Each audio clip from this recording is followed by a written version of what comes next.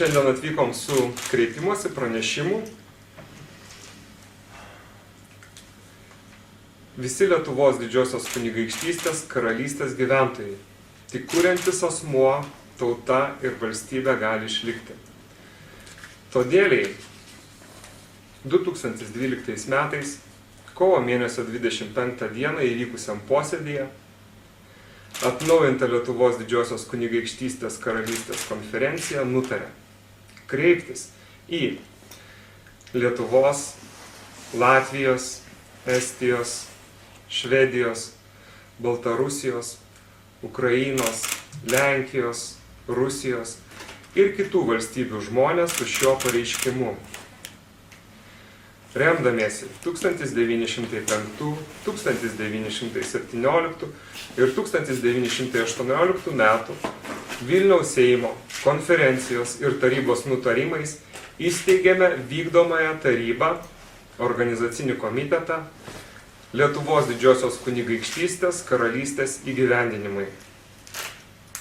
Visus gyvenančius istorinėse LDK žemėse kviečiame atvykti į Lietuvos Didžiosios kunigaikštystės karalystės tarybos narių atnaujinimo susirinkimą įvyksiantį 2012 metais rugsėjo mėnesio 22 dieną 12 valandą Jotvingių Prūsų sodyboje Oškiniuose Šilainėje šalia Punsko miestelio Lenkijoje.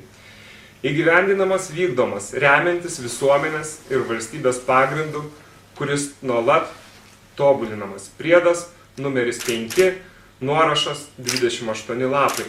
Pridedame 1. 1905 metų lapkričio 4 dienos memorandumą. 2. 1905 metų lapkričio 11 dienos atsišaukimas į lietuvių tautą.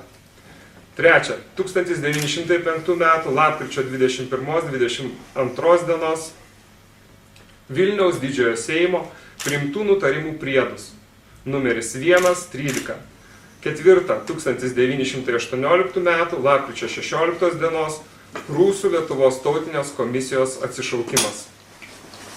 Pasirašo Lietuvos Didžiosios kunigaikštystės karalystės atkuriamosios tarybos veiklos atnaujinimo pradininkai.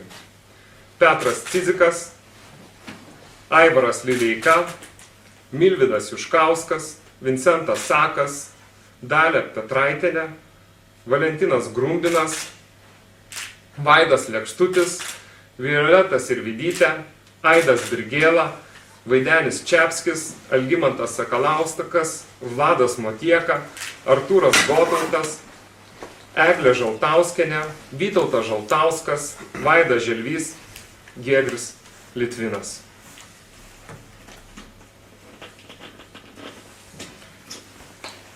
Tekstą perskaitėme. Kviečiame visus prisijungti.